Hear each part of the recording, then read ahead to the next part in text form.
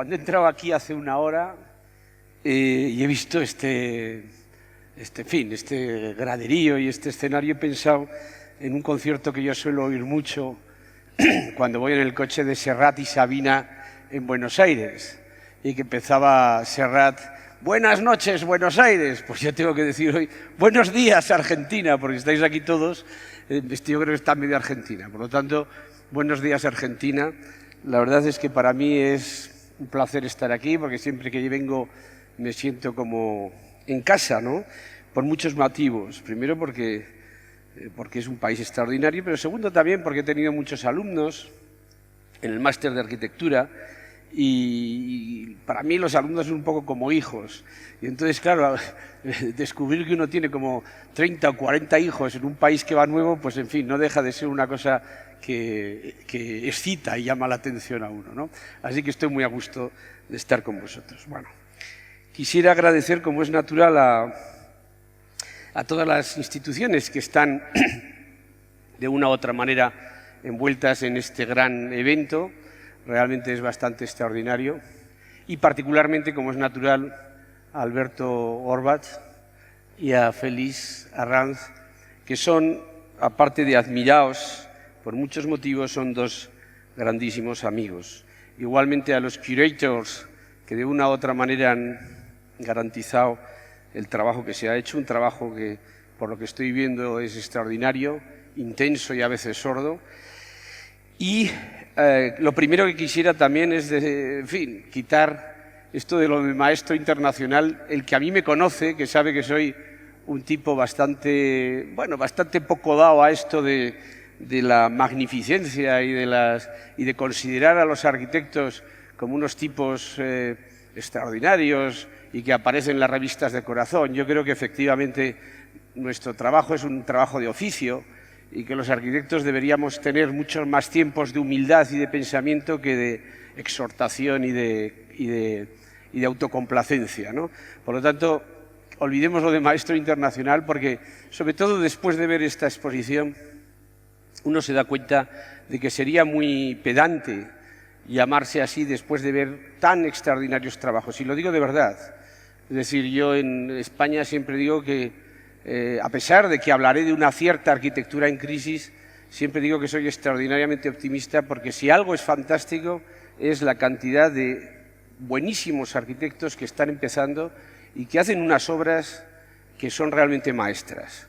No son los arquitectos maestros, son las obras, en todo caso, las maestras.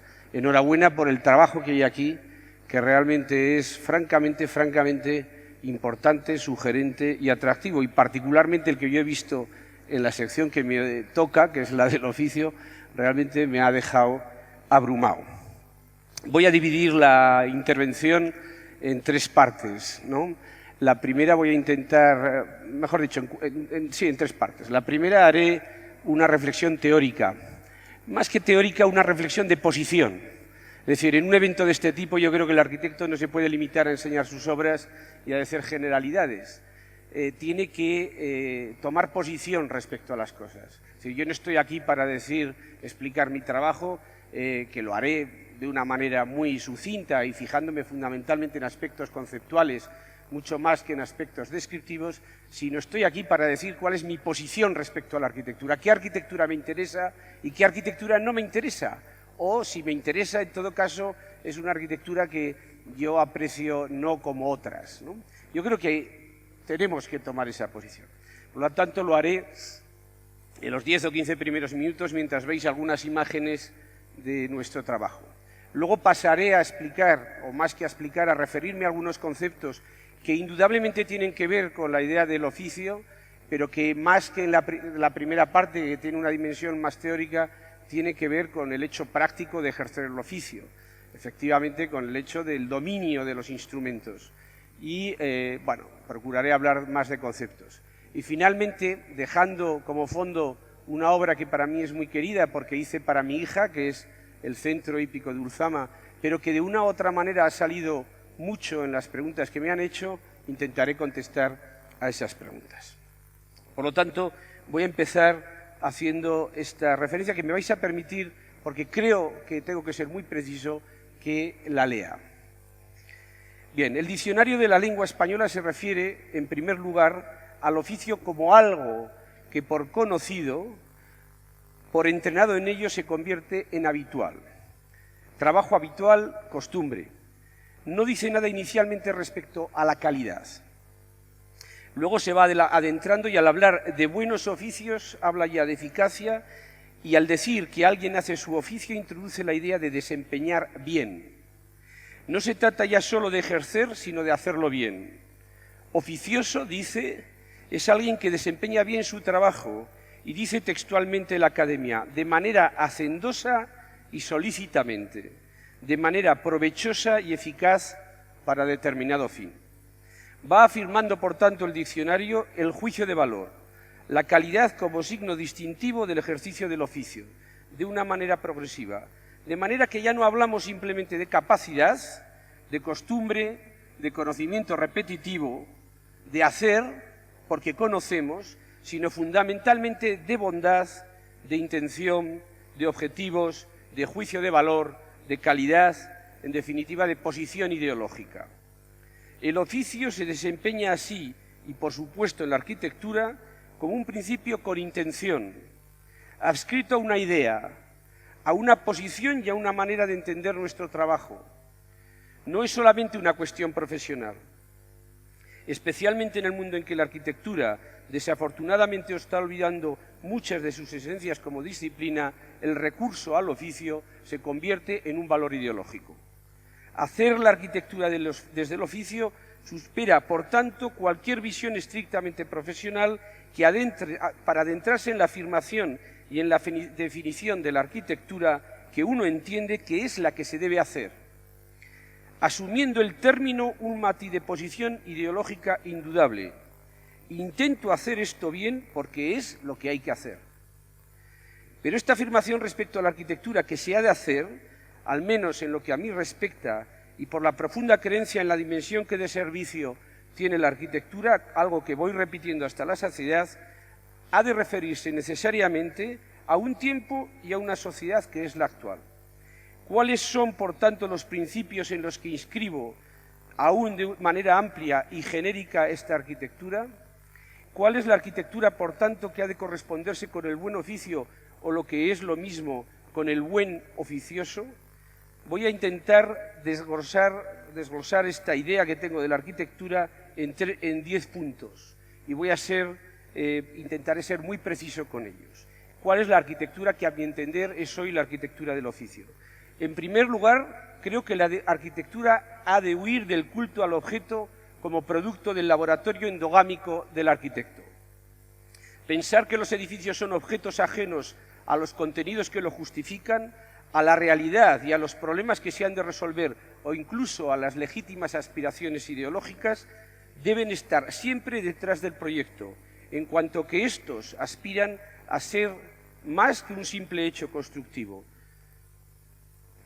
Incluso en la manera como se presenta el objeto, algo que yo valoro en su justa medida, se ha transformado hoy en algo banal, en simples recursos gráficos repetidos hasta la saciedad y con seguro de caducidad.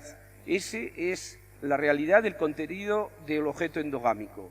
La arquitectura que se preocupa solo por este objeto endogámico, por la imagen más que por la forma arquitectónica en cuanto sujeta de contenidos, no deja de situarse en el ámbito de lo más trivial y comercial. Ya no es solo comercial la especulación, también la arquitectura sin contenido, solo movida por la búsqueda de una imagen, es comercial. Y por eso la arquitectura necesaria y la arquitectura del oficio ha de poner su atención más que en el objeto autista, en las razones, procesos y contenidos que hacen que la decisión arquitectónica, en definitiva urbana, tenga sentido. Voy a ser muy concreto porque creo que debo serlo. La arquitectura que necesitamos ha de ser más consciente del contexto, entendido en todos sus términos, físicos, económicos, sociales y culturales. Esta es otra condición de la arquitectura del oficio. Es verdad que vivimos en un mundo en el que el todopoderoso mercado y la capacidad técnica han igualado procesos y resultados en toda su extensión. Pero también lo es que la arquitectura, por aquello a lo que sirve y representa el hombre y la cultura, ha de estar atenta a lo específico. Para mí, la arquitectura es contextual o no es.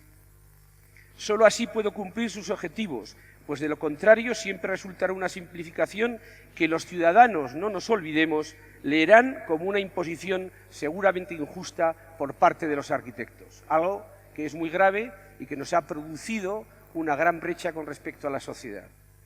La falta de atención a lo específico es el primer paso para acabar en lo enunciado ya en la reflexión anterior, una producción de piezas solo preocupada por la manera como se presentan y no por resolver problemas ciertos.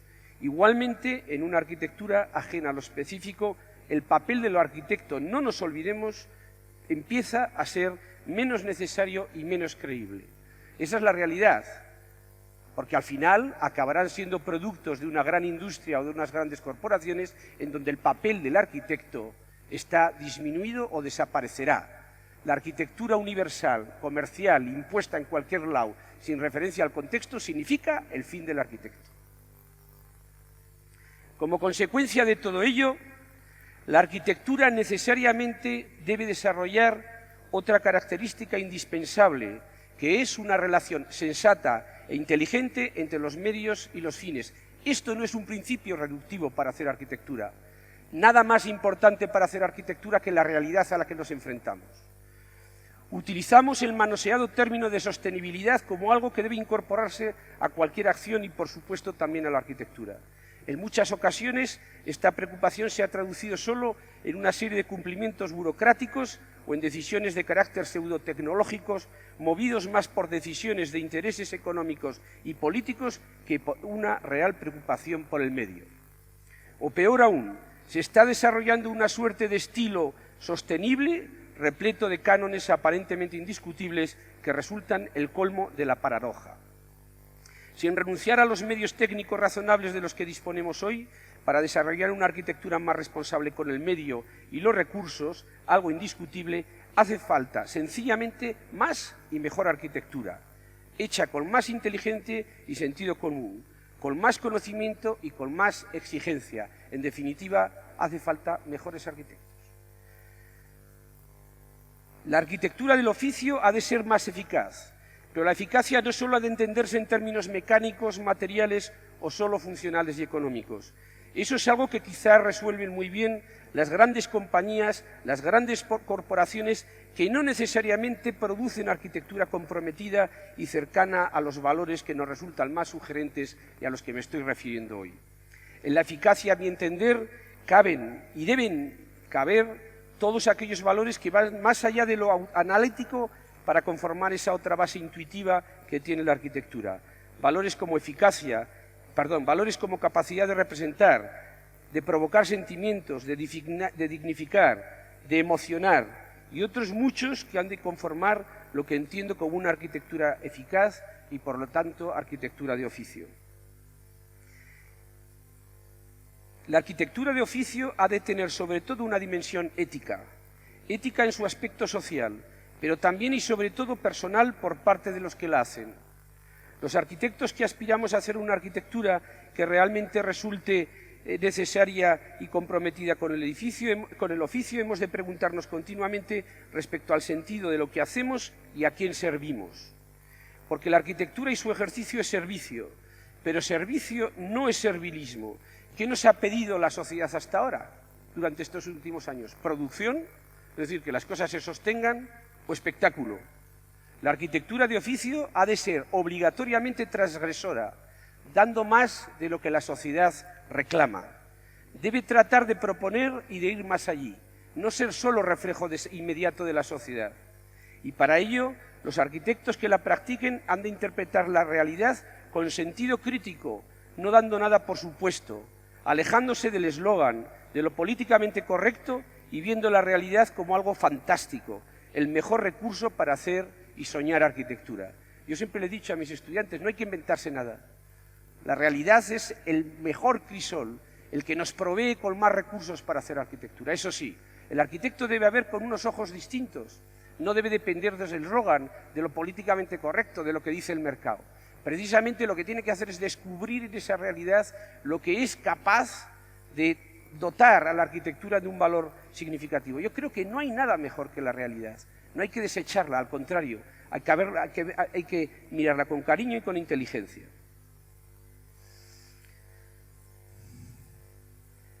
Esa manera de entender la realidad exige más inteligencia para detectar los problemas y más sensibilidad para resolverlos y, desde luego, una cierta posición comprometida. La arquitectura del oficio apuesta por la investigación frente a otro término hoy en día muy en boga, que es la especulación. Porque durante los últimos años muchos arquitectos han abusado de este término de especulación, resultando en algunos casos ser la simple búsqueda de nuevas sorpresas estilísticas que permitan poner al autor en el mapa del arquitecto de éxito. Sorpresas estilísticas que no son sino revisiones banales de una modernidad que ya había propuesto casi todo, como consecuencia precisamente en aquel tiempo de una real voluntad de mejorar, de transformar la sociedad y no solo de figurar. La mayor parte de los lenguajes arquitectónicos que ven los estudiantes nuevos, ya si uno analiza, por ejemplo, el expresionismo alemán, están todos ahí. No hemos inventado nada, la arquitectura no inventa nada, ni tiene que inventar nada. La arquitectura lo que tiene que hacer es elaborar con más inteligencia y más sensibilidad lo que seguramente ya está hecho. Inventar significa movilizar cosas que tenemos de una manera distinta. Por ejemplo, ayer lo hablábamos con Félix. La invención es lo peor para la arquitectura y la imaginación muchas veces también es lo peor.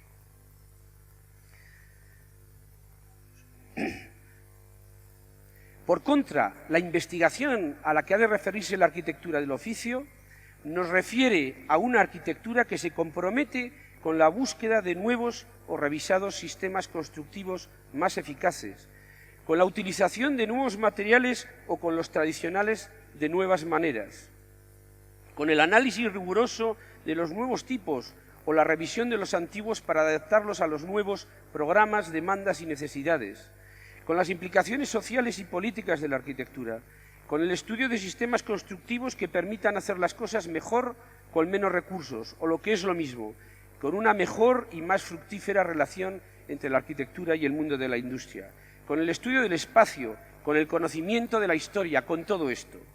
La arquitectura del oficio ha de conocer mejor que ninguna otra la historia de la arquitectura, hoy por desgracia tan olvidada. Su conocimiento ahorra tiempo y sobre todo evita errores. Su desconocimiento hace que los resultados sean más débiles y cuajados de insensateces.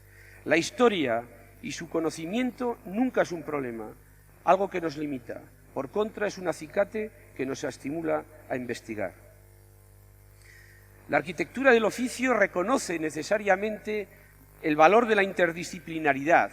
La interdisciplinaridad siempre es fructífera. Pero dicho esto, no ha de renunciar a dar soluciones a los problemas específicos de la arquitectura. Lo contrario es echar balones fuera. En gran medida es lo que pasa hoy, y la arquitectura, con la excusa de esa necesaria interdisciplinaridad que nadie discute, renuncia a ser una disciplina específica y a dar respuestas a problemas específicos que ha de solucionar. La fundación que nosotros hicimos, Arquitectura y Sociedad, ya en su nombre reconoce la necesidad, la obligación, diría yo, de esta relación con otras áreas del conocimiento.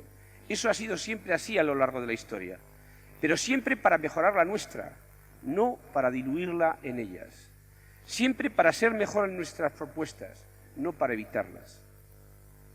La arquitectura del oficio ha de valorar el sentido de lo público, de la responsabilidad pública de la arquitectura por encima de todo, de su capacidad para representarnos y, por tanto, de su compromiso con la ciudad y el paisaje. El compromiso con lo común es más necesario, pues la arquitectura se hace más sólida y se dota de más sentido. Igualmente, le convierte en el agente de equilibrio social más eficaz y más importante. La arquitectura necesaria, que es la arquitectura del oficio, ha de ser consciente del material más importante del que hoy dispone, o mejor, del que no dispone desafortunadamente la arquitectura, que es el tiempo. Tiempo para hacerla, tiempo para disfrutarla, tiempo para pensarla. Cuando no existe este tiempo, la arquitectura resulta débil y fácilmente manipulable por los intereses del mercado, que intenta evitar el tiempo, porque si hay tiempo, hay posibilidad de pensamiento. Si hay posibilidad de pensamiento, hay posibilidad de crítica. Y si hay posibilidad de crítica, hay posibilidad de subversión. El mercado, fundamentalmente, destroza el material más importante de nuestra vida, que es el tiempo. Y todos hemos caído en ello, también los que hacemos arquitectura. El antídoto más importante contra los efectos de la banalidad y del consumo es el tiempo. El tiempo dota de profundidad a la arquitectura y, por supuesto, mirándolo desde otra perspectiva, si la analizo las arquitecturas que menos me interesan, todas tienen algo que ver con la falta del tiempo. Cuando los proyectos se repiten independientemente del lugar y las circunstancias, sospecho sencillamente que han sido pensados sin tiempo, o mejor, porque sin tiempo o interesados simplemente en un hecho puramente comercial.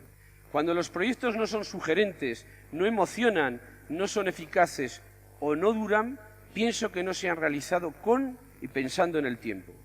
Por difícil que parezca, conseguir en nuestras presentes circunstancias el tiempo para hacer arquitectura es estrictamente necesario. Y acabo.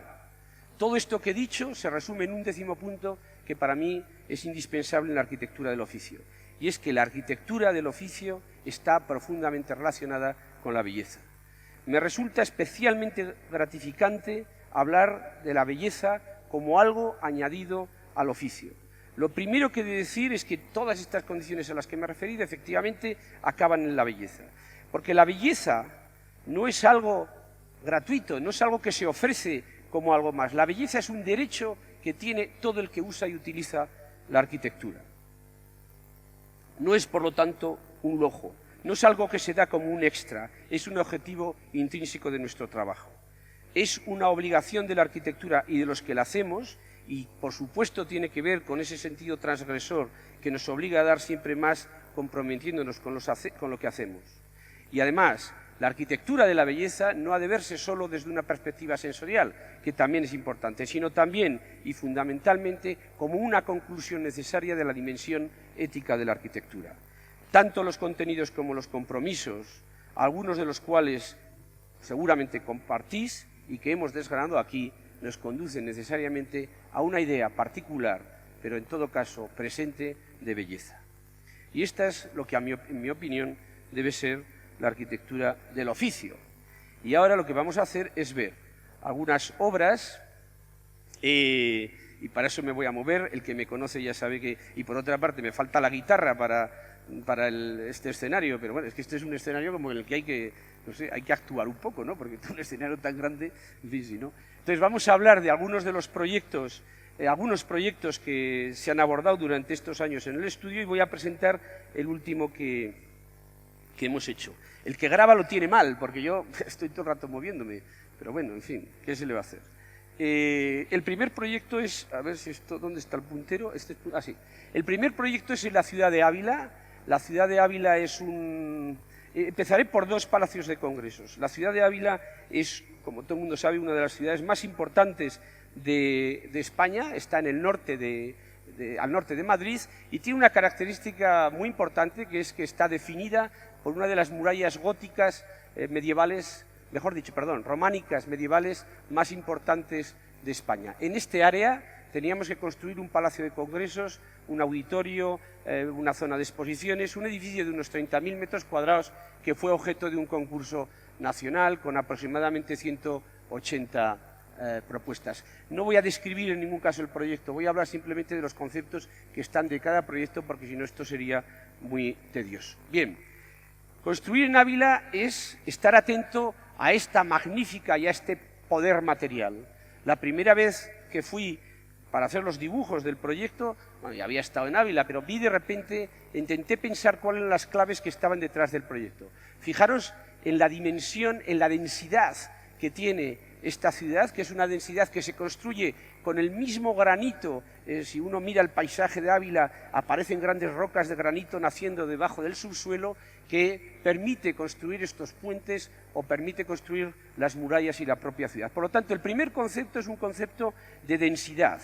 Es algo que es muy importante, una densidad urbana que hemos heredado de la historia y por lo tanto de la acción del hombre, pero que se basa en una densidad natural que tiene que ver con el paisaje. Ese valor intrínseco entre paisaje y ciudad construida, entre persistencia natural y persistencia histórica, es algo que es fundamental.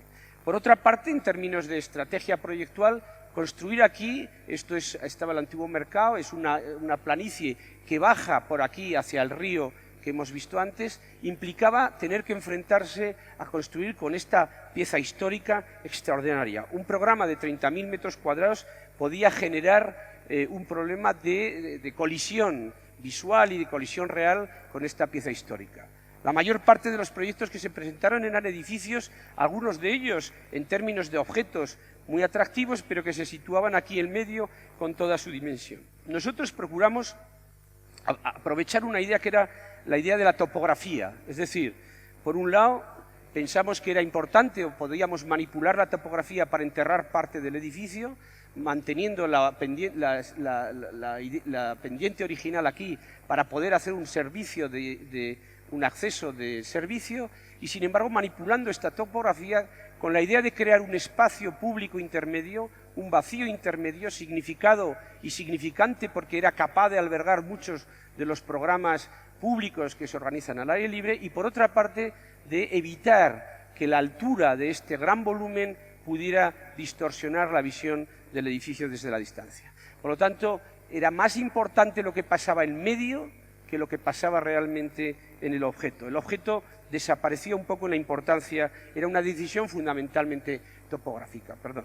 Aquí podéis ver cómo el edificio, que es un edificio que tiene 35 metros y su punto más alto, sin embargo se adapta a la topografía generando este espacio que para nosotros era muy importante. La organización es muy sencilla, los grandes edificios, los auditorios, se accede a todos ellos por la parte elevada y se baja de una manera abrupta, utilizando parte del subsuelo para albergar esos programas que son los programas hirvientes, las instalaciones, etcétera, siguiendo la terminología kaniana. Por otra parte, hay una zona de exposiciones que veremos ahora aquí. Esta es esta gran explanada de acceso, haciendo que un edificio que es realmente muy grande, sin embargo, aparece con esta dimensión muy horizontal, plegado a la importancia del espacio intermedio, del espacio que dialoga o que hace que se pueda dialogar entre este nuevo edificio y la muralla. Esta es una visión desde la lejanía, en donde se ve el perfil de la muralla y el perfil del nuevo edificio también construido en granito. Para mí esta fotografía es realmente atractiva porque aparece otro concepto que es muy usual y que es muy grato en mi trabajo, que es la idea de la fragmentación. Es decir, uno puede ver la ciudad donde aparecen piezas de siglos completamente distintos, esta iglesia románica, esta construcción del siglo XVI, las propias murallas, y que sin embargo aparecen completamente uniformadas por el uso del mismo material, que es ese granito. Nosotros utilizamos el mismo granito. De hecho, ahora el granito, después de 6 años, está adquiriendo parte de esta contaminación, de esa adaptación, digamos, al lugar por el proceso de la acción del tiempo, y hace que este concepto de la fragmentación, que no es en absoluto contradictorio con la idea de la densidad, porque una cosa puede ser densa y fragmentada, sin embargo, poder encontrar aquí, hacer el mismo argumento servía para el edificio, que naturalmente aparece también fragmentado para poder jugar con este. Yo creo que es mejor si quitamos las de la derecha, porque total, la gente ya me ve. Si quitamos estas dos imágenes, yo creo que es mejor, porque total, la gente me ve igual. Y sin embargo, yo creo que, en fin, disturban un poco de la visión central de la pieza. Si seríais tan amables de quitar estas dos, os lo agradecería. Bien, no me hacen caso, evidentemente no. Bueno, muy bien, muchas gracias. Yo creo que así está mejor.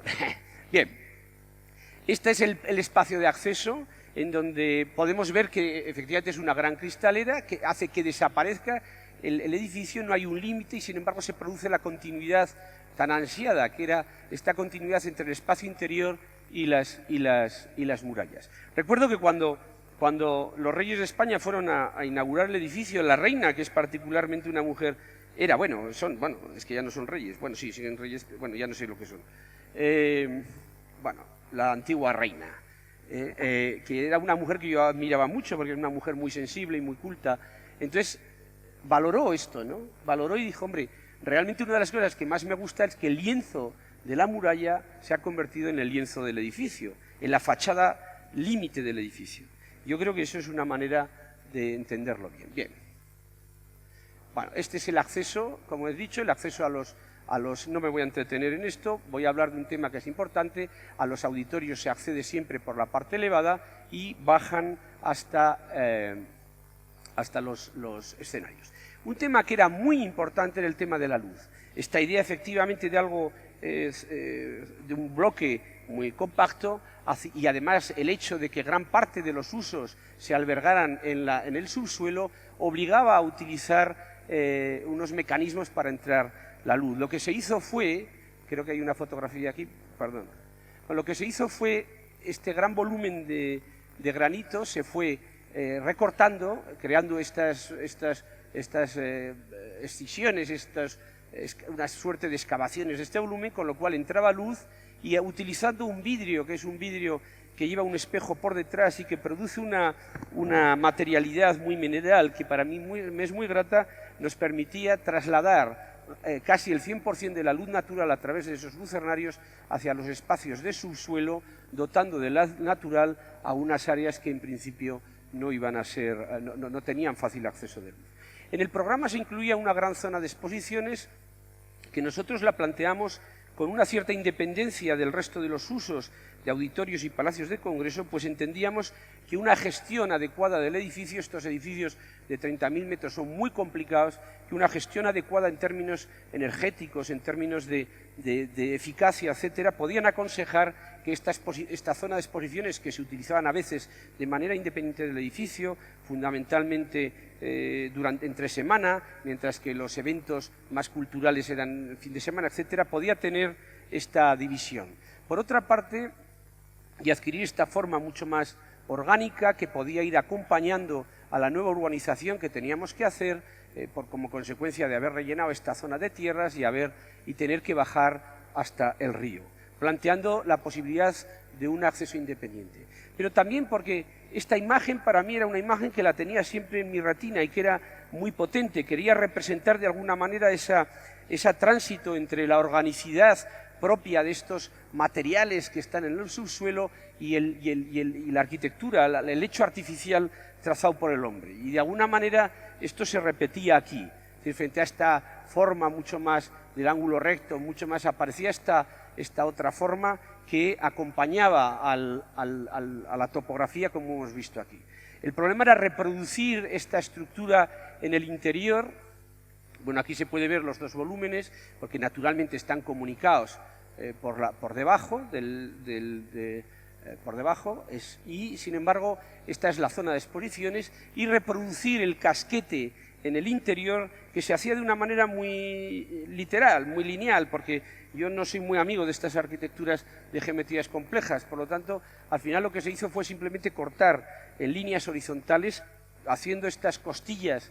No sé si os acordáis vosotros esa imagen que es muy bonita de un proyecto de Alvaralto que tiene un gimnasio y que tiene unas costillas de madera con sus contrafuertes. Bueno, pues esta es lo mismo, solo que esto está hecho, es metálico, y lo que estos perfiles son unos perfiles de 1 centímetro de espesor, simplemente son costillas que tienen efectivamente sus contrafuertes para evitar los problemas de torsión por la delgadez del alma, pero que hace que traslade esa geometría mucho más rica, digamos, de la cubierta hacia el interior, convirtiéndolo en una suerte de techo especial.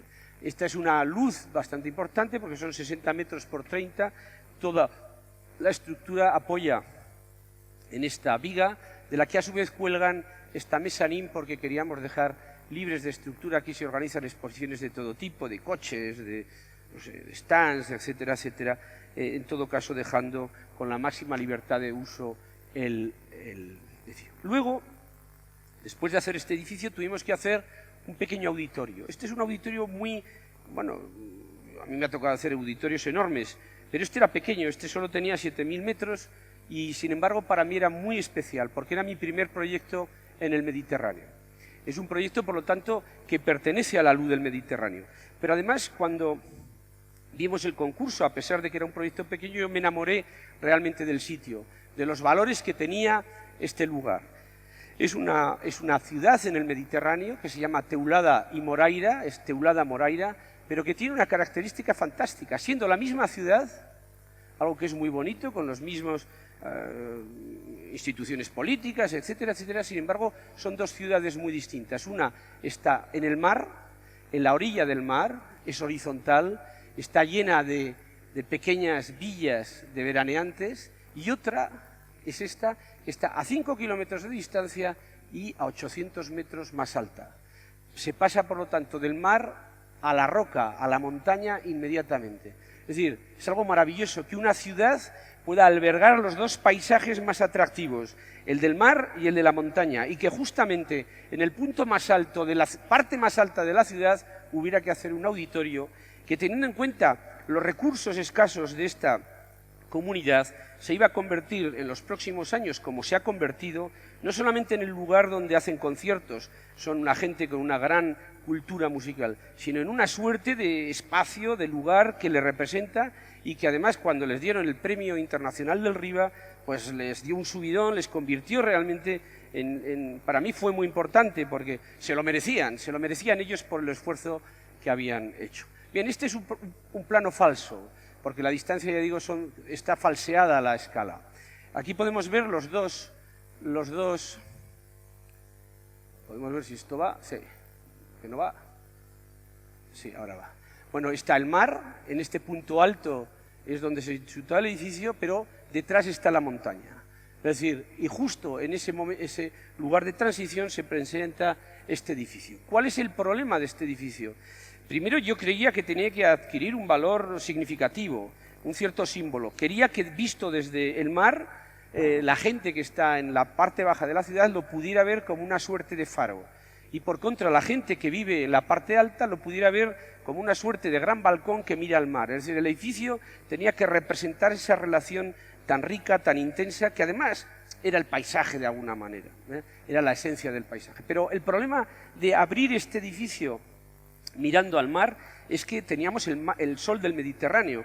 El sol del Mediterráneo es un sol terriblemente duro, en verano sube las temperaturas de manera extraordinaria, y uno de los problemas que tenía esta gente es que no tenía muchos recursos para hacer unas instalaciones y para mantener mucha cantidad de aire acondicionado, no tenía dinero para gastar tanta energía, y por lo tanto eso fue una extraordinaria reflexión que me hizo enfrentarme, yo que siempre había trabajado en luces grises, porque soy un hombre del norte, el tener que trabajar frente al sol mediterráneo. Entonces pensé que naturalmente teníamos que orientarlo al sur, porque esa era la vista al mar, pero que teníamos que jugar con que el sol, la luz entrara, pero el sol no pudiera entrar. Este era el primer argumento. Por eso el edificio se convierte, esto no va, sí. El edificio se convierte en realidad en una gran fachada. La excusa es una gran fachada que mira al mar, una fachada donde las profundidades son muy importantes y donde aparece para mí un tema que me es muy grato y que se ha producido también en ese gran proyecto que seguramente habéis visto en la introducción de Palma de Mallorca, que es un proyecto que estamos haciendo ahora, en donde la fachada adquiere ese sentido de espacio profundo, de lugar donde pasan muchas cosas, donde la distancia entre dentro y fuera, el dentro y fuera puede ser muy grande, porque realmente aparece, es una fachada espacio. Y a mí me parecía que esto era relativamente bonito. De hecho, esta fachada no solamente tiene una gran terraza, sino que aquí está el restaurante, etcétera, etcétera. Es decir, es una fachada que está estudiada para que el sol, para que la luz entre, pero el sol no incida. Por otra parte, todo el volumen adquiere esa condición compacta de gran pieza rocosa de hormigón, hecho con muros de 50 centímetros de hormigón, porque era lo más fresco. Es lo que podía mantener realmente mejor las condiciones climáticas y ser lo más económico y lo menos costoso.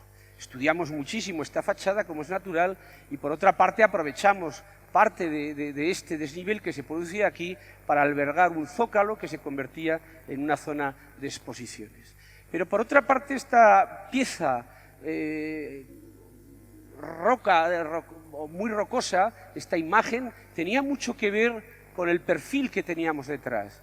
Es decir, otra vez más el edificio en su formalización se convertía en una especie de síntesis entre ese gran balcón al mar y esa imagen pétrea que nos exigían seguramente las montañas de atrás, pero que nos exigía también, esta es la parte más alta de la ciudad, Teulada, que naturalmente está sobre la montaña y que baja en una ladera muy abrupta, pero que nos exigía seguramente también este tejido blanco, menudo, disperso de arquitectura mediterránea para terminar realmente en el punto más alto del edificio. Naturalmente, el interior de este edificio, como no podía ser menos, participa de la geometría que resulta de esta reflexión y de este estudio, apareciendo una geometría pues, rica, con rincones muy distintos y siempre abierta a este gran balcón que está mirando al mar. Esta es esa zona de exposiciones que permite también el acceso a las zonas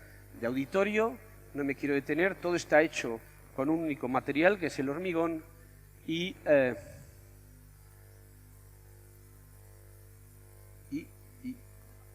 algo pasa aquí. Vale. Este es el acceso al volumen de los auditorios, se accede por unos puentes o se accede también por estas pasarelas. Este es propiamente el auditorio, insisto, relativamente es un auditorio muy modesto, hecho en el interior con materiales muy sencillos. Esto es simplemente un falso techo pintado de negro, una madera de haya muy cercana al lugar. Aquí se puede ver esa condición muy pétrea del edificio y cómo la cubierta, que naturalmente participa de la geometría de los auditorios, aquí se va inclinando para albergar también todas las zonas de instalaciones. Estas son las zonas de ventilación que están contenidas en este bloque unitario. Recuerdo que cuando inicialmente esta fachada iba a ser una fachada de madera, pero cuando empezamos la obra ya pues bueno, nos fuimos gastando dinero, no había mucho dinero, y pensé que era muy bonito recurrir a utilizar este material cerámico azul artesanal que se utiliza mucho en el Mediterráneo. Fundamentalmente, supongo que habéis visto esas cúpulas griegas, esas cúpulas también del Mediterráneo español. Y conseguimos localizar a un artesano que nos hacía este material prácticamente por 30 euros, es decir, al cambio oficial colocado, al cambio oficial deben ser como 300 pesos, sí, ¿no? Sí. O sea, una cosa realmente muy económica y que, sin embargo, permitía establecer con el color esta visión desde la distancia y estos reflejos que nos eran muy, muy gratos. Este es el acceso a los servicios, etcétera, etcétera. Bien. Hay un proyecto que para mí es particularmente atractivo y lo he traído, que es un estadio de fútbol. Lo voy a explicar muy rápido. Es un estadio de fútbol en el centro de la ciudad de Palencia, también es una ciudad histórica. Es un estadio de fútbol que está muy cerca de la ciudad histórica, al que se puede ir andando y por lo tanto tiene esa condición urbana. No es un estadio de fútbol en el extrarradio, que va una vez cada 15 días y no se utiliza para nada, y es un desaprovechamiento. Entonces, a mí me parecía bonita esta idea de poder hacer un edificio relativamente urbano, estadio de fútbol urbano. ¿Esto qué condicionaba? Condicionaba a que fuera un estadio, tiene unos 20.000, pero no tenía que tener grandes estructuras, o las estructuras en todo caso tenían que estar envueltas por la arquitectura, etcétera, etcétera. De hecho, está aquí y ahora está rodeado todo de viviendas. Sin embargo, la cuestión más importante fue que el alcalde, cuando nos llamó para el concurso, estuvo todo el rato quejándose de que tenía que gastarse 12 millones de euros en el estadio, cuando esos 12 millones de euros los necesitaba para hacer un edificio de servicios municipal. Y que claro, que como las elecciones se acercaban, que era mucho mejor hacer un estadio, porque le iba a dar más votos. Bueno, esa tamaña estupidez, sin embargo, a mí me hizo pensar y dije, ¿y por qué no hacemos todo en el mismo edificio? Porque es muy fácil, con una pequeña manipulación del nivel del terreno, de la cancha, como decís vosotros, podemos utilizar todo este perímetro, que precisamente eran los 8.000 metros que necesitaba el alcalde, o más o menos, para albergar aquí el edificio de servicios municipales. Y por lo tanto, con los mismos 12 millones de euros hacemos 2 edificios. Y además, ¿por qué no va a ir la gente todos los días al estadio de fútbol? Estaría muy bien que fueran, y de hecho es lo que pasa. Durante toda la semana la gente va al estadio de fútbol, luego no va el fin de semana y el equipo ha bajado, pero sirve, el edificio sirve. Y esto es, por lo tanto, una reflexión puramente que tiene que ver con la idea del programa y tiene que ver con esa realidad a la que me refería antes. Darme problemas, que yo los transformaré en arquitectura. ¿Qué es un arquitecto sino un mago capaz de transformar los problemas más gordos en la más fantástica arquitectura? Si no somos eso, no somos nada, no servimos. Lo harán otros mejor. Construirán mejor, serán más eficaces. Tenemos que, los arquitectos, enamorarnos de la realidad, pero no para imitarla, no para aceptarla tal cual, sino para transformarla. Darme problemas que yo los transformaré en arquitectura. Ese tiene que ser vuestro lema. Bueno.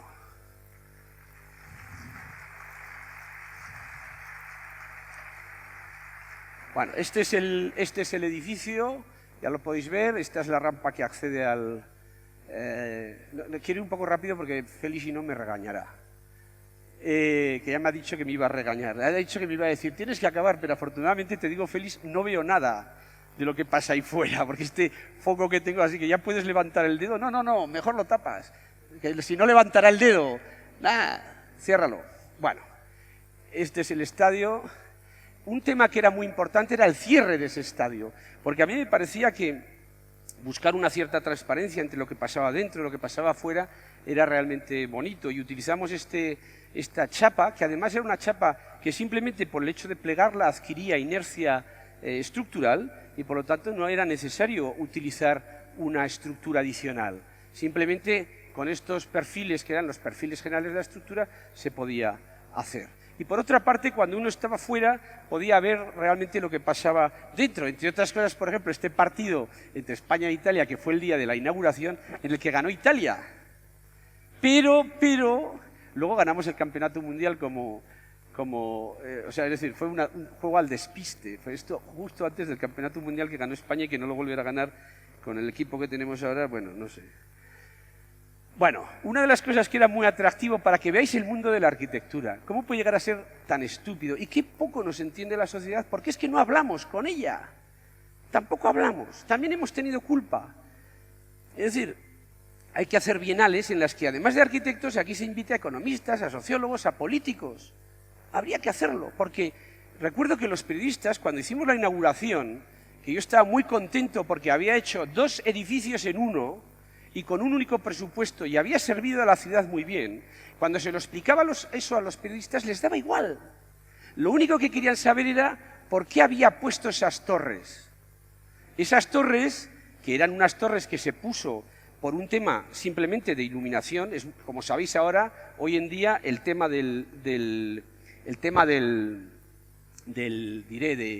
la iluminación de televisión es fundamental, porque es donde está el dinero. Está mal iluminado, no va a la televisión, el equipo baja a tercera. Pues era muy importante, y de hecho aquí se celebran muchos encuentros internacionales porque la televisión está muy contenta. Y esto no le gustaba, ni les gustaba que hubiera... Entonces se me ocurrió una idea y dije, mira, Palencia es está en el norte, es una de las regiones españolas que tiene una arquitectura románica, más bonita, con unas torres románicas que son gordas y bajas, muy bonita. Entonces los periodistas que no saben nada, les dije, no, es que he hecho estas torres porque es un homenaje a las torres románicas palentinas que están en el norte. Naturalmente era una broma. Al día siguiente, en la primera página del periódico, el único titular era Pachi homenajea a las torres románicas del norte de Palencia. Una estupidez. Bueno, es lo que querían. Un eslogan y en el fondo, pues, bueno, jugueteo. Bien. Siguiente proyecto es un proyecto... son 2 museos. Es un museo que acabamos hace tiempo, el Museo de Arqueología de Vitoria, y uno que se inaugura de hecho en febrero, o sea, que lo acabamos de construir, y ese sí es una primicia. Este es un museo en Vitoria. Vitoria es la capital, como sabéis, del País Vasco. Cuando se plantea este concurso, fue un concurso con aproximadamente 60 proyectos, fue un tema muy interesante porque teníamos esta zona, que es el casco viejo de Vitoria, es una zona que socialmente era muy conflictiva. Es decir, el partido que apoyaba a los terroristas de ETA, que es Herri Batasuna, o casi todos, los votantes son muchos, casi todo el tejido que vivía aquí, la gente que vivía aquí, votaba a grupos terroristas. Y luego era muy conflictivo, tenía grandes problemas. Entonces, recuerdo que después de ganar el concurso, los gobernantes me dijeron, oye, hemos pensado que quizás es mejor llevar este edificio fuera, no bueno, que hagas otro edificio fuera. Y yo insistí y les dije, no, yo creo que hay que hacerlo aquí, porque la poca cosa que puede hacer a veces la arquitectura, yo no creo que la arquitectura pueda transformar la ciudad. O sea, o esta cosa que dicen ahora, hago un Guggenheim o hago un Zaha Hadid, luego hablaremos un poco de Zaha Hadid, y he transformado la ciudad. Pero es una tontada. La ciudad es infinitamente más rica. Y la ciudad, en todo caso, la transforman poderes económicos, sociales, que es con los que hay que trabajar o, en todo caso, pelear. Es decir, mire usted, pero la arquitectura sí que puede ser capaz o de ayuda a crear unos contextos donde efectivamente la ciudad luego pueda desarrollarse. No es un agente, pero sí es un contexto estupendo. Y por lo tanto hay que cuidarla y tener esa visión pública. Yo en un momento determinado le dije, no hombre, yo creo que tiene que estar aquí, porque si estos están defendiendo una independencia en base a una historia, qué mejor que hacer el museo de su historia aquí y, entre otras cosas, se enteren de que han sido romanizados como el resto de España. Porque claro, estos decían, no, nosotros los romanos no han llegado aquí, somos una cultura ancestral. ¿Pero qué cultura ancestral? Los romanos llegaron como a todos los sitios y, de hecho, la colección que hay aquí, lo mejor es fundamentalmente romana. Por lo tanto, la cultura y la educación siempre viene bien. Hagámoslo aquí. Bueno, el resultado fue estupendo, porque además la gente, que yo sigo pensando que es menos tonta de lo que algunos se creen, al revés, es muy inteligente, entendió esto perfectamente y es un edificio que ha puesto en valor la zona. Era una zona llena de pintadas, los edificios destruidos, y ahora, después de este edificio, todo está... Bueno, no voy a decir que es después de este edificio, pero creó una cultura, está cuidado, está limpio, la gente se siente orgullosa, la gente de allí que también tiene derecho, a veces era que los dejaban abandonados, a hacerles un edificio de este tipo, lo han asumido como algo con orgullo. Luego ha habido también una evolución política, eso hay que decirlo, pero ese es otro tema. Por lo tanto, estoy muy contento de eso. Luego el objeto será más o menos atractivo, pero realmente la función que le ocupa a este edificio allí es extraordinaria, hace que la gente vaya y que la gente se comunique. Bueno, aquí podéis ver las características de este barrio gótico, extraordinario. Por aquí pasaba por el centro el Camino de Santiago.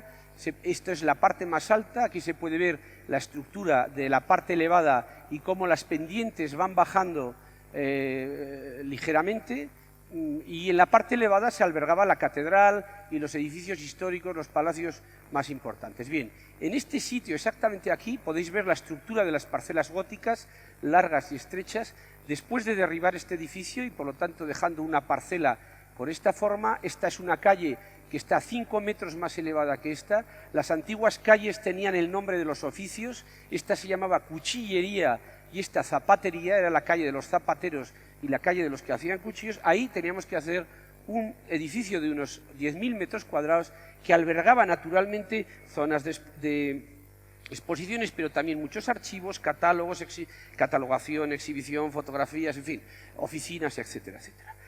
Hay dos decisiones importantes en este edificio. Una es la decisión urbana, que es la de decir, bueno, voy a albergar parte del programa, y las dos me conducen a una L, que es la decisión urbana es esta. Elijo esta forma en L porque, primero, libero un espacio de acceso en un barrio muy compacto donde no hay espacios prácticamente libres. El crear un patio de acceso que además me permite establecer el diálogo con este palacio que existía me parece interesante. Por otra parte, es un espacio previo. Entro al edificio por aquí, me voy preparando. Es un sitio también de desahogo, de descanso. Pero eso me permite también albergar las grandes zonas. Se excava todo esto, se excava y se ponen archivos, etcétera, biblioteca debajo, y aquí las grandes zonas de exposiciones. Y me permite hacer un cuerpo que juega con la estructura gótica, que alberga, por ejemplo, todo lo que son oficinas, instalaciones, etcétera.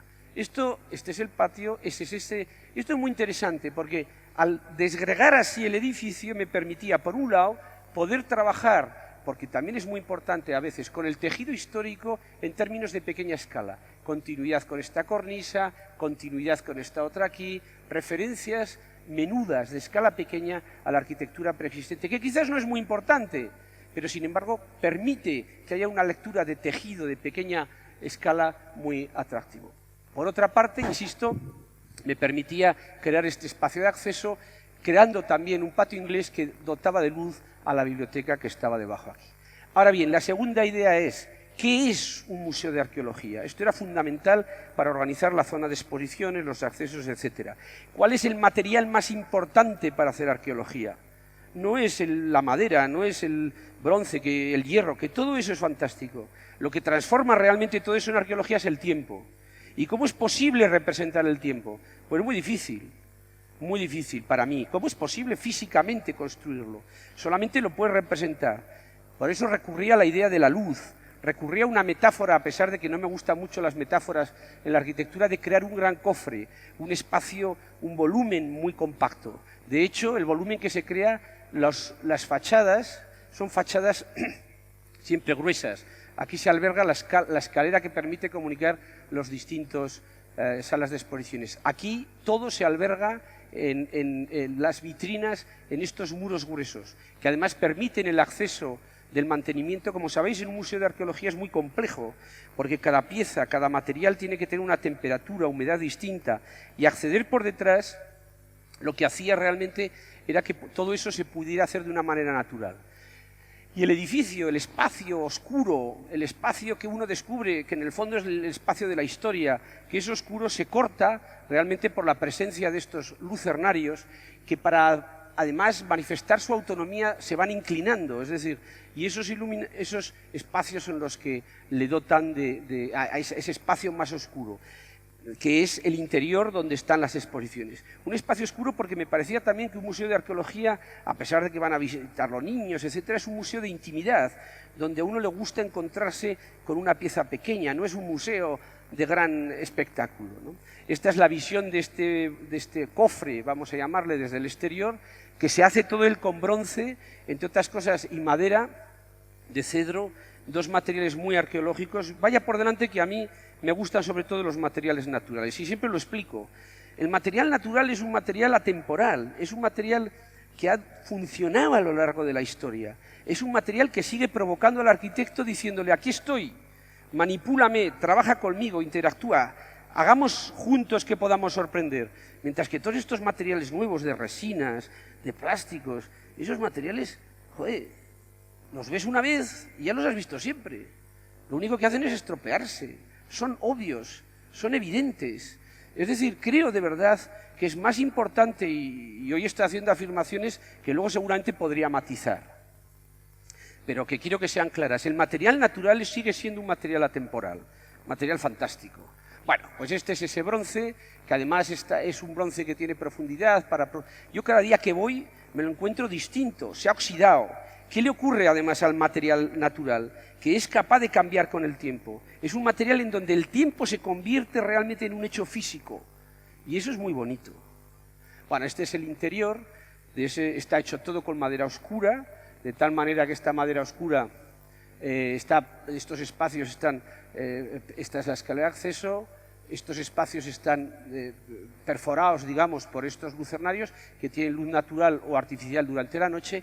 Queda el interior completamente libre, y el visitante lo que hace es ir descubriendo este muro grueso, muro grueso al que se puede acceder, y en el que de vez en cuando aparecen unos grandes huecos que miran, por ejemplo, a la catedral, que miran a la ciudad. Es decir, la ciudad, aparece esos grandes huecos que hemos visto en la fachada, es decir, estos grandes huecos que hemos visto aquí, estos lo que hacen es, en un momento determinado, mirar, desde aquí se ve la catedral, desde aquí se ve un palacete que hay ahí, porque en el fondo, ¿cuál es la mejor pieza arqueológica? La ciudad. Y por lo tanto, la ciudad se representa junto a otras vitrinas y a otras piezas como una vitrina más. ¿Sí?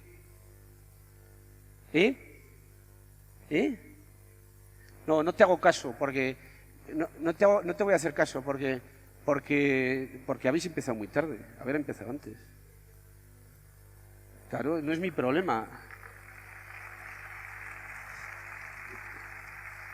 Bueno, bien, oye, haré lo que tenga que hacer, no pasa nada. Pero, bien, este proyecto es un proyecto nuevo que además me gustaría explicarlo un poco. Es un museo de Bellas Artes en Oviedo. La colección de Bellas Artes de Oviedo es la cuarta pinacoteca de España, después del Prado, después del Thyssen, después del Museo de Bellas Artes de Sevilla, y esta colección. Porque tiene la colección Massabeu, es extraordinaria, es una colección extraordinaria. Bien, en esta ciudad, en este entorno, con la plaza, aquí se puede ver, esta plaza con la catedral, seguramente habéis leído La Regenta. Bueno, pues algunos han leído La Regenta, pues la regenta se desarrolla básicamente en torno a esta catedral, ¿no? Es la Catedral de Oviedo. Bueno, aquí hay un museo ya, que es el Museo de Bellas Artes, este palacio, y aquí hay una casa. Bien, el gobierno compró todo esto, varias casas, pero en realidad 3/4 de una de las calles históricas más importantes de la ciudad, para albergar una ampliación de este museo. En fin, la decisión fue una decisión muy complicada, porque, claro, todas estas construcciones son unas construcciones que no podíamos utilizar para hacer exposición con perspectiva, ¿no? Por lo tanto, esos espacios interiores no servían. Por otra parte, todo esto estaba catalogado, pero yo naturalmente no dije, bueno, vamos a pensar realmente. Me junté con la gente de los historiadores y los del catálogo y yo dije, hombre, lo que yo creo que en todo caso hay que respetar es esta idea de el lienzo, hay que respetar la calle. Es decir, ¿qué es lo que me parece atractivo de esto? La condición urbana. ¿Qué es lo que me parece atractivo? La imagen que puedan tener los ciudadanos de este lienzo. Para mí es muy difícil cargarme 8 casas de aquí, que realmente constituyen el lienzo de la calle, porque estoy rompiendo la calle. Si hubiera sido un edificio sería distinto, ¿no? Entonces, el planteamiento es estudiar de entrada algo que me parecía interesante, que es hacer un edificio, se derriba todo, se dejan todas las fachadas y se construye otra fachada. Ya veréis que es una fachada de vidrio buscando unos reflejos, pero un vidrio no translúcido, sino un vidrio opaco que busca reflejos, y construir algo que me parecía muy bonito, que era una escenografía en la que por un lado estaba la fachada histórica, que es la ciudad, la calle, por otro lado aparecía una fachada del nuevo edificio y por otro lado aparecía la gran escalera que va a comunicar todos los espacios interiores y que creaba otra fachada de donde daban las salas de exposición. Y realmente desde aquí se producía una lectura muy fragmentada y sobre todo se producía una lectura de la historia, es decir, cada una de estas capas o de estas fachadas nos iba introduciendo un valor histórico que realmente era el tiempo. Se explicaba muy bien la idea del tiempo. Por otra parte, todo esto era muy compacto y necesitábamos dotar de luz algunas salas. Entonces apareció un gran lucernario que baja los 15 metros, que naturalmente no se podía abrir, porque veis el poco interés que tiene esta arquitectura, y entonces que da lugar a una serie de artificios arquitectónicos con el fin de dar luz a todos estos espacios, ¿no? Bueno, esta es ya una visión del edificio desde aquí. Luego aparecieron restos arqueológicos, etcétera, pero la complejidad que podemos ver, por ejemplo, en esta construcción con la fachada histórica aquí, la nueva fachada que aparece ahí, el acceso de la escalera para llegar a las...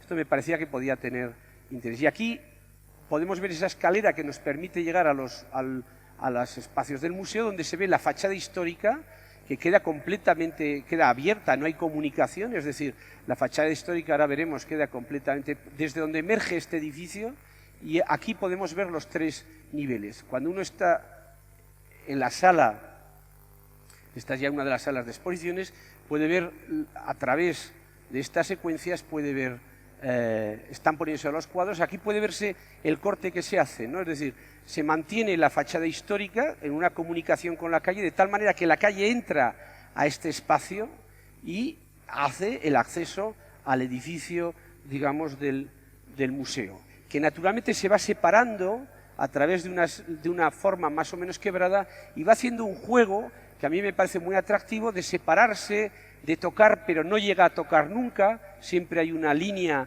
que aparece de separación, como ocurre por otra parte también en el interior.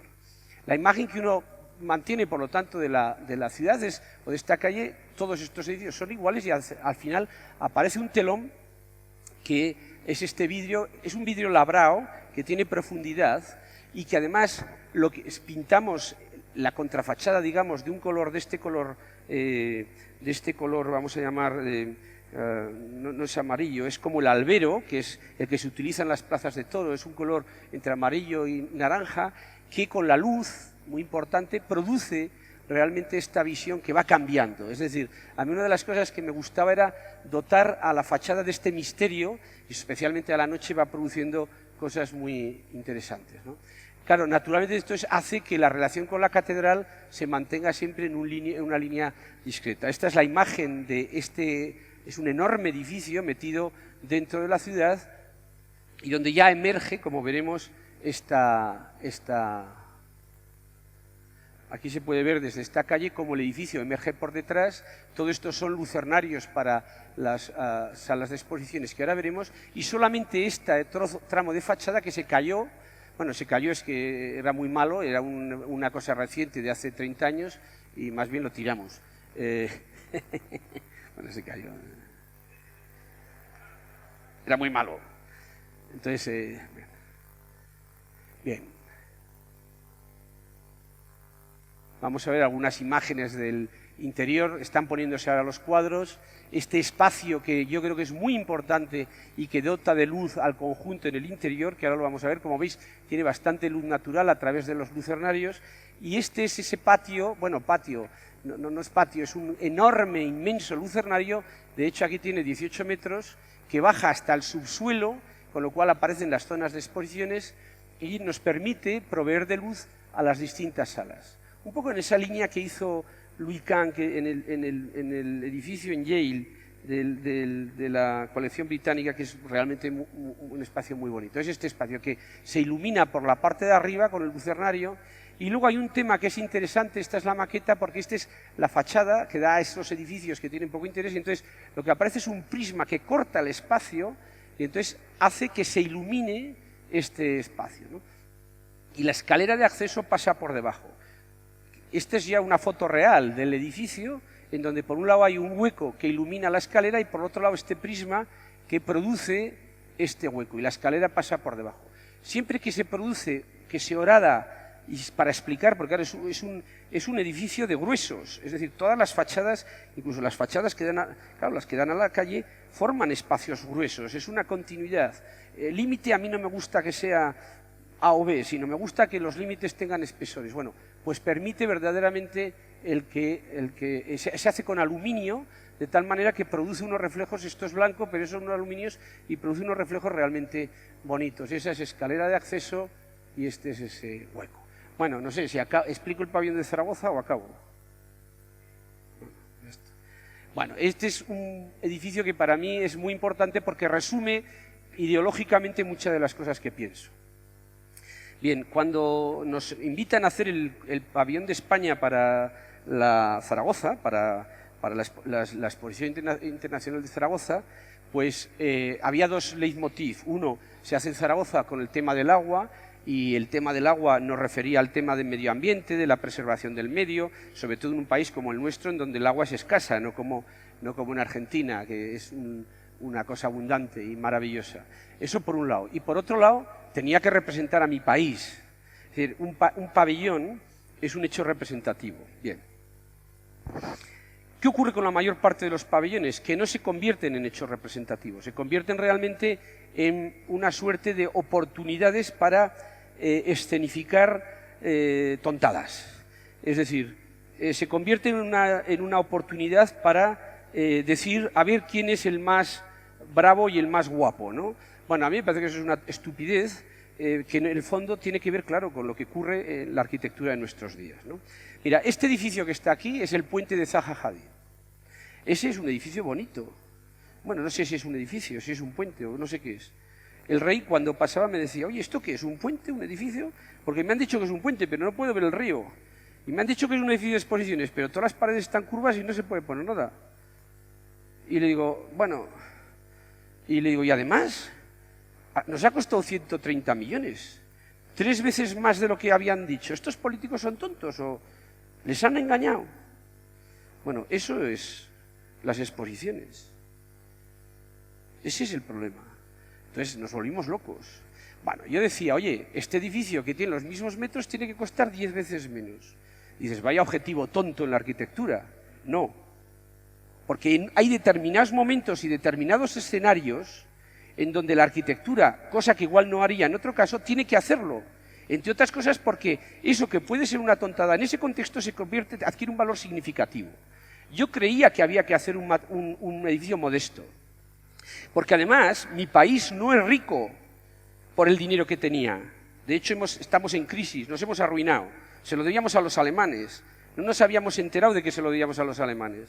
Y los políticos gastaban, y nosotros gastábamos. Entonces yo decía, oye, en los años 50, bajo una dictadura, los arquitectos no podían salir porque no les dejaban.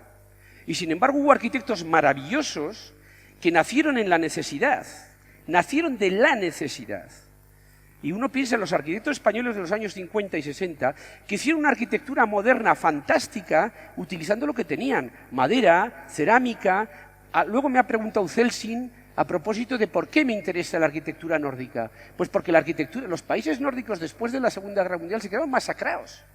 Y sin embargo hicieron una arquitectura moderna, fantástica, con muy pocos medios. ¿Por qué? Porque tenían inteligencia arquitectónica. Y por eso éramos inteligentes. Luego se trataba de hacer un edificio que no fuera rico o manifestara grandes tecnologías o grande poder económico, sino que manifestara fundamentalmente inteligencia y sensibilidad, que es a la que me he referido al principio. Y pensé en mis abuelos de los años 50 y 60, en mis arquitectos abuelos, que para mí son una referencia. No a esta arquitectura que ahora tenemos todos los medios que queremos. Esto es como a los niños que se les da todo. Y eso luego salen a veces como salen. Y claro, pues no está mal decir de vez en cuando no. Bueno, perdonar que utilice un ejemplo tan, pero lo entenderemos todos. La arquitectura hoy puede hacer todo. Eso es bueno. No lo sé. Es decir, yo creo que tener medios, tener información es fantástico, pero precisamente porque nos da oportunidad para utilizarla con más inteligencia, no para utilizarla de cualquier manera. Por otra parte, digo, a ver, ¿qué es hoy una preocupación medioambiental? Utilizar placas fotovoltaicas que no sabemos nunca cuánto se amortizan. Porque ahora en España, por ejemplo, es obligatorio utilizar placas fotovoltaicas en los edificios, pero no es obligatorio orientarlos bien, por ejemplo. Es que dices, bueno, ¿esto qué es? ¿No? Es decir, es como, ahora, a ver, ¿a mí me dan las gracias porque un edificio no se me caiga? Pues no. Pues tampoco me tienen que dar las gracias porque un edificio esté bien orientado, porque utilice bien los recursos. Es una obligación. Esto de la arquitectura medioambiental, que me parece muy bien, me parece también una oportunidad para el gorroneo de muchos, con una arquitectura que es carísima y que no se sabrá nunca cuándo se va a amortizar. Y cuidado, creo que se están haciendo cosas maravillosas y fantásticas, pero son precisamente aquellas que se hacen desde el pensamiento de la arquitectura, no desde la incorporación exterior de unos mecanismos aditivos, tecnológicos, costosísimos, que funcionan como una suerte de estilo medioambiental y que nos hace que seamos políticamente correctos. Por lo tanto, eso no quería hacer. Y no tenía ninguna idea del edificio, de verdad. Recuerdo que volvía de Toulouse y 3 días antes yo no sabía qué hacer. Y de repente volvíamos a las 7 de la tarde y descubrí un preciosísimo, era a las 7 de la tarde, era octubre, estaba puesta de sol, un bosque maravilloso. Y de repente me paré y dije, ya tengo el proyecto, que es hacer un bosque. Porque ¿qué es un bosque? Primero, es un espacio arquitectónico. Si transformo los árboles en estructura, no es un espacio arquitectónico. Segundo, desde un punto de vista térmico funciona muy bien. Pero luego además tiene sombra, da sombra. En Zaragoza, en verano, haría 45 grados y yo necesitaba sombra, que es algo tan elemental como sombra. Y es fresco, ¿por qué no puedo hacer un bosque? Y esa fue la decisión. Y como no teníamos tiempo para hacer los 6 paneles que pedían, pues al final pusimos 6 veces esta foto. Con un texto y ganamos. Bueno, y este fue el edificio. El edificio es ocupar sencillamente la superficie con agua, que es lo que es un bosque húmedo, y plantar 750 árboles y medio plantar los edificios. Unos edificios de vidrio que sencillamente eran unas cajas limpias, la estructura era perimetral y ahí podían meter lo que quisieran. Y de hecho lo han metido. Pero es que de hecho además luego el edificio, que es lo que yo quería, no se desmonta, sino que ese edificio se va a utilizar para la universidad. Estamos haciendo ahora el proyecto. Por lo tanto, además tiene un uso futuro, porque valía para cualquier uso. Se barajó la Escuela de Arquitectura, se barajó, ahora va a ser un centro de investigación de posgrado. Bien. Y este es el proyecto, es decir, el proyecto no me voy a extender más, aquí están los pilares y ahí están los restos. Se construye unos pilares metálicos, inicialmente pensé ponerlos de madera, pero no resultaba desde un punto de vista estructural y entonces se hizo estos pilares, el máximo tiene 18 centímetros sobre los que apoya esta estructura de cubierta y en la estructura de cubierta cuelgan estas grandes vigas sobre las que a su vez apoyan estas vigas de madera. Y esto se cierra con vidrio y queda tapado por estos.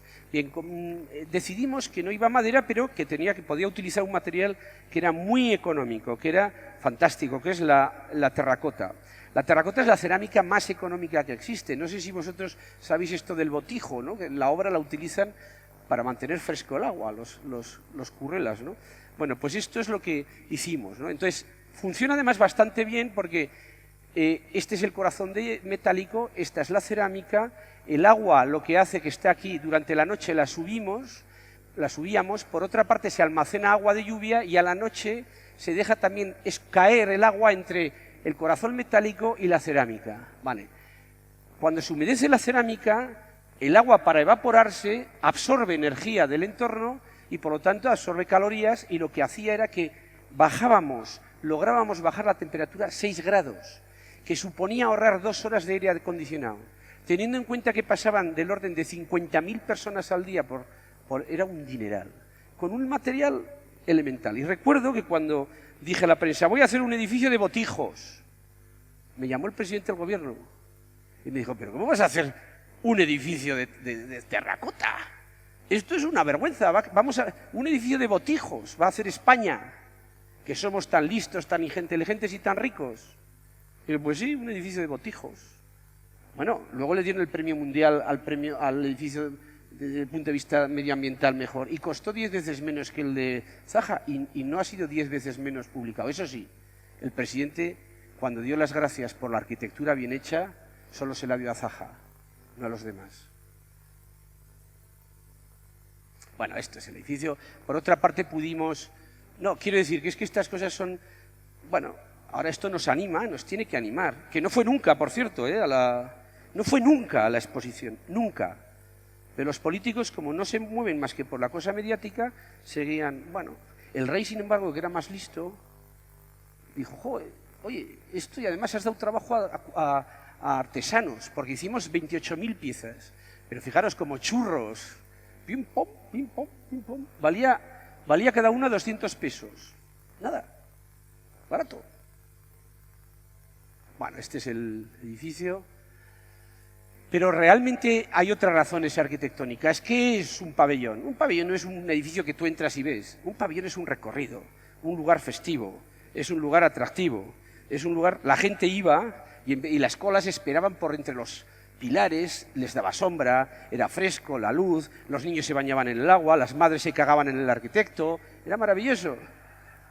Era una cosa sensacional, ¿no? Pues aquí este era el auditorio, los niños se bañaban aquí, las madres se cagaban en los arquitectos, porque claro, era una cosa... Fijaros el reflejo, el agua es una cosa maravillosa. Claro, los reflejos que puede producir. Nunca he tenido un edificio que me haya sorprendido tanto a mí mismo. Es verdad que la arquitectura es autónoma muchas veces, ¿no? Supongo que habéis tenido esa experiencia. Que de repente son como tú les das unas reglas y hay unas veces que te salen gamberros y otras veces te salen... Bueno, un gamberro fantástico es estupendo. Vamos, bueno, te sale un gamberro fantástico o te sale un gamberro no fantástico. Entonces, este salió bien. Divertido. Hicimos todo con materiales... Trajimos todo con tornillos, construcción seca. Esto es unas piezas hechas con galvanizado, que eran muy... Esto es corcho. Utilizamos un material del corcho que se utiliza mucho en Portugal, pero en España no se había usado, y recuperamos algunas empresas que se habían arruinado porque hacían corchos para botellas y ahora se pone plástico. ¿Vosotros creéis que se puede poner una botella plástico? Corcho de plástico. Con lo bonito que es el corcho. Que huele y tal. Los otros no huelen nada. Bueno, estas son las grandes puertas que abrió el rey y luego las cerró cuando tal. Bueno, estos son los espacios de comunicación. Bien. Interiores, todo hecho con madera, los reflejos, tan bonitos. Cada día era distinto. Y esto es fantástico porque no depende. El edificio adquiere autonomía y de alguna manera te dice, oye, estoy muy por encima de ti. Eso es fantástico. Esto te deja una actitud de humildad que tenemos que tener. El tema de la iluminación, por ejemplo, ¿no?